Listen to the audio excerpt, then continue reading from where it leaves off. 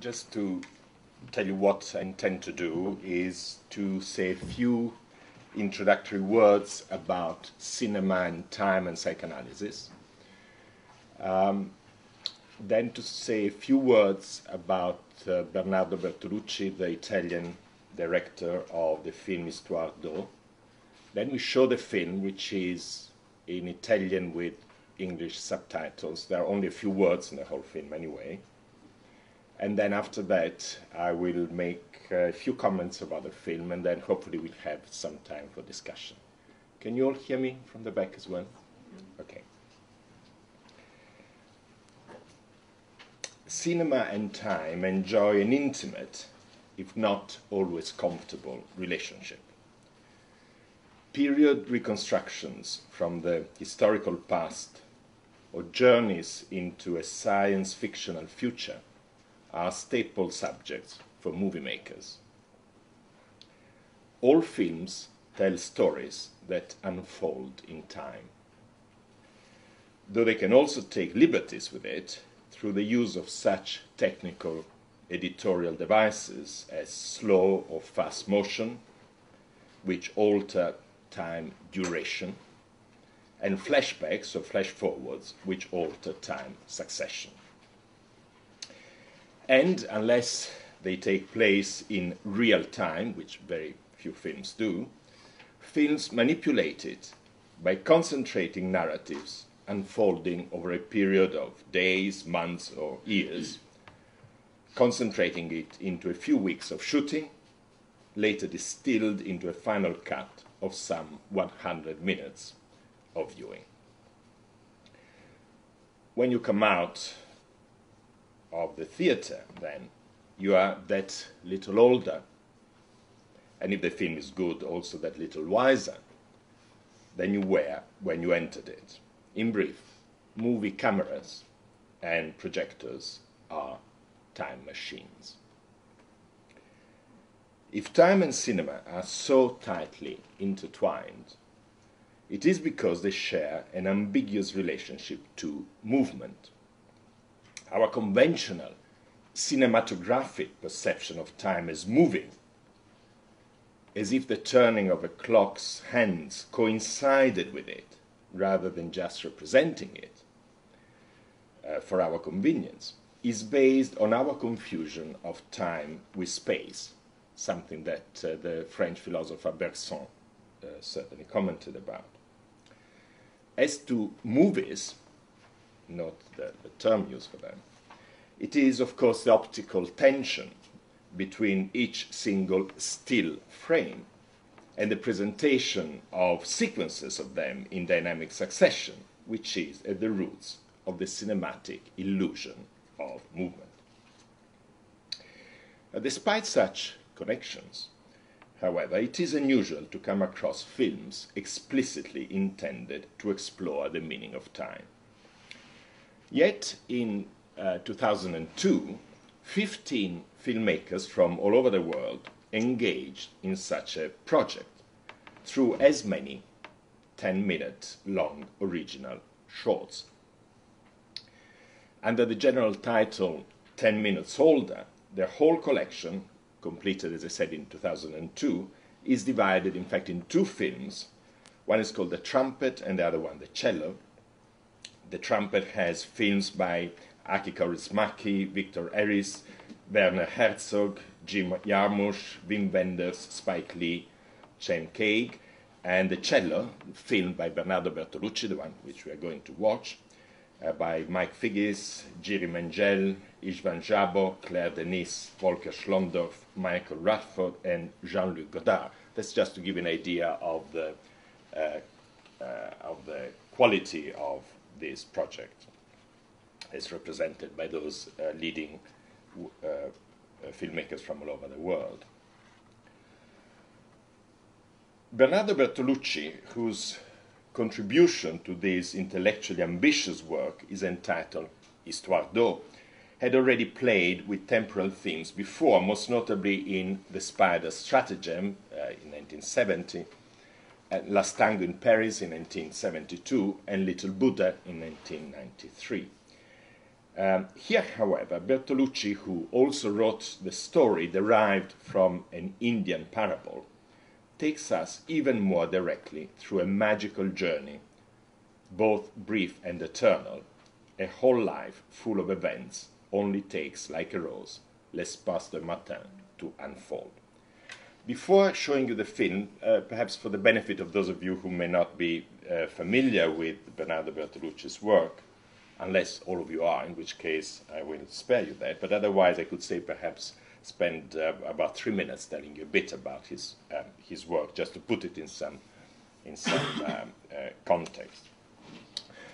He was born in Parma in 1941, and he's recognized as the most important living film directors in Italy, a country that has produced such talents as Rossellini, Visconti, Fellini, Antonioni, and Pasolini, to mention a few.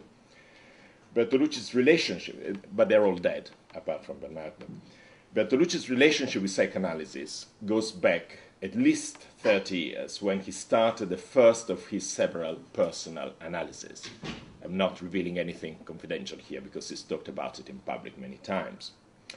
This process had a major impact on his creativity, on his treatment of characterization, and on many of the themes touched on in his works.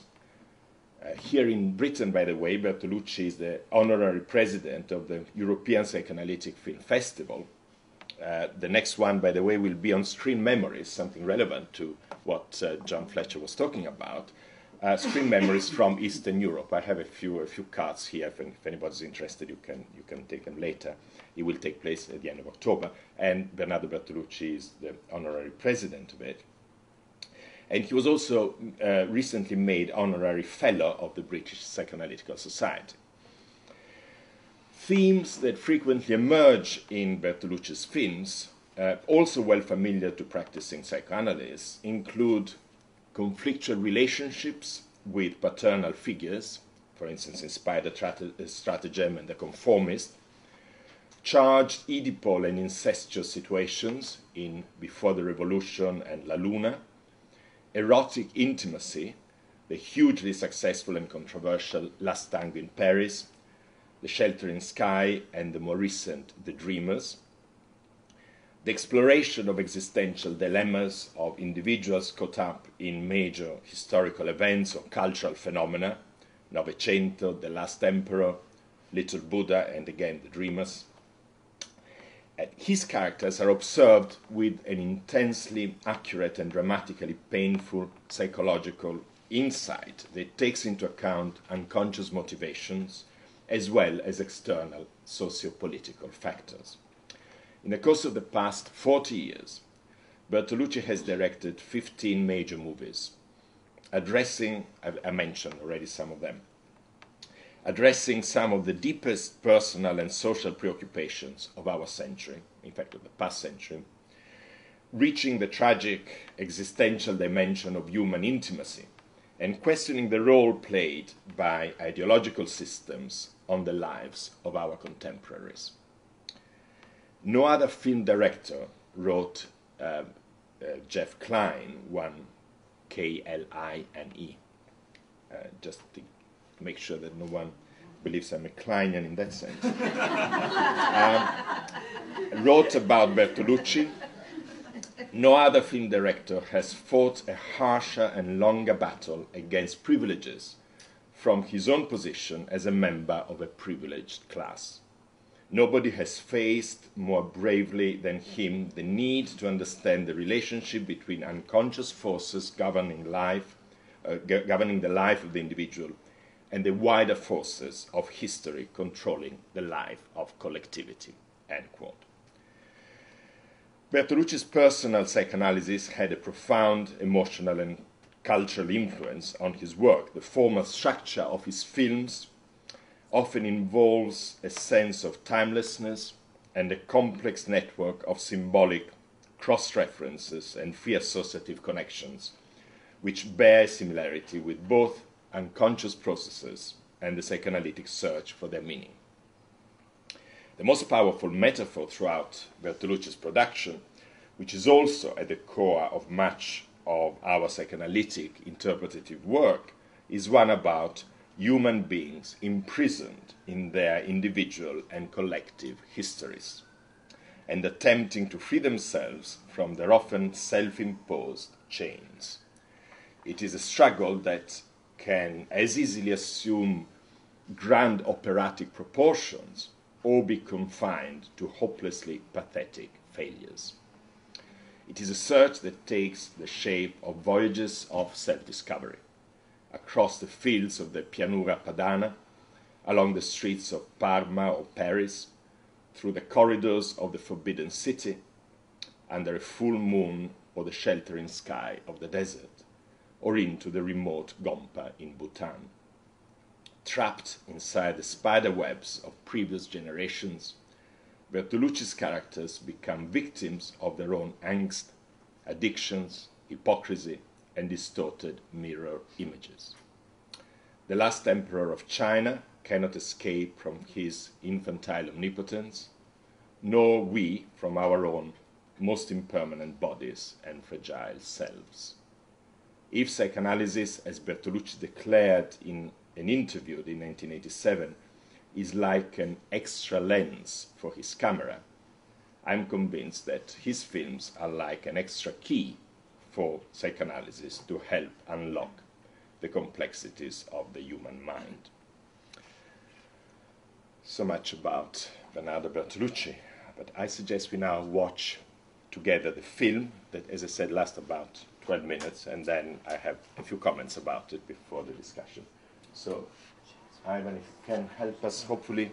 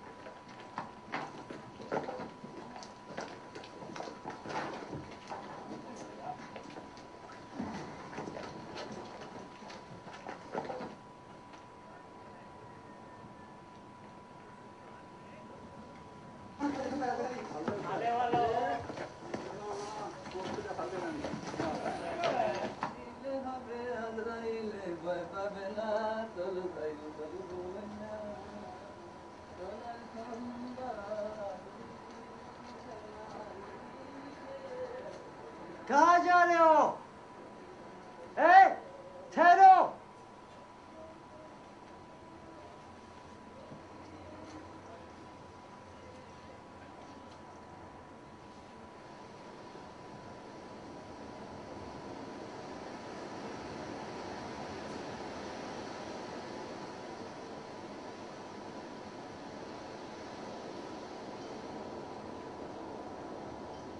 अरे भाई, मुझे बहुत प्यास लगी है। मैंने थोड़ा पानी ढूंढ के ले आया।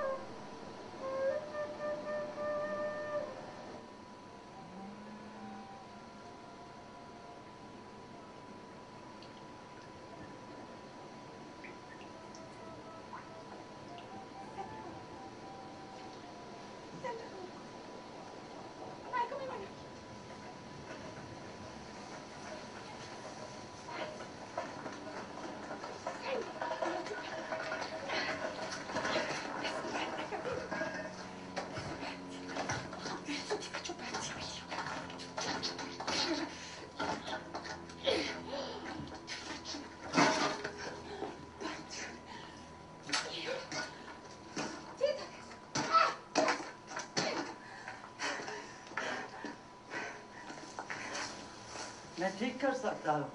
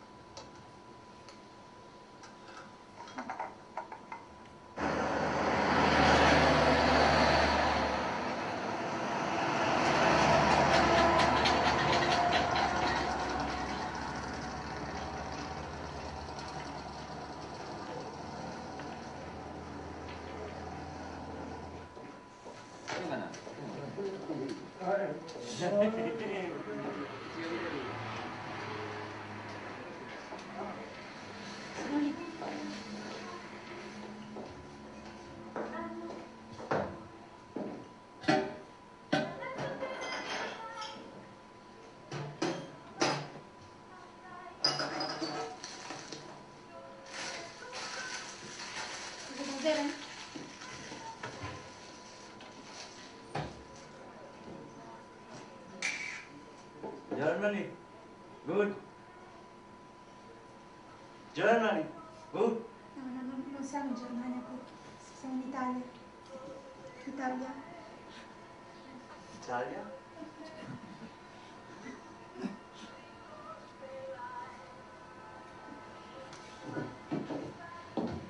Genuino. What? No, dico è genuino. What? Me? What?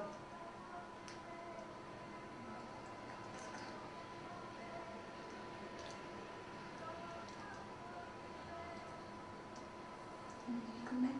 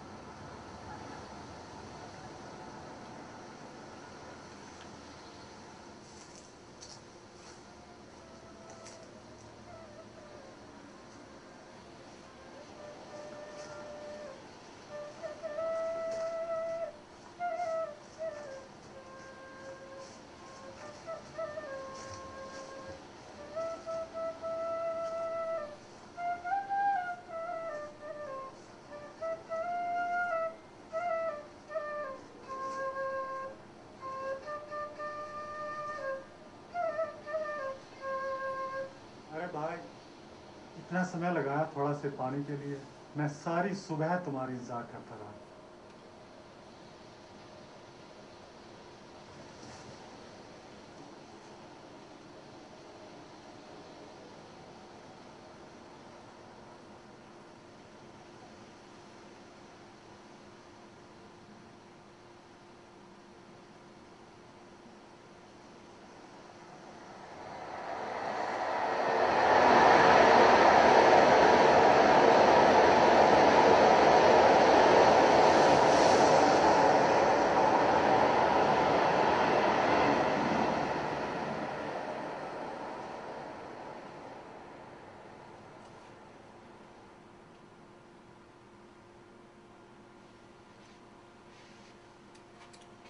Seen this film before?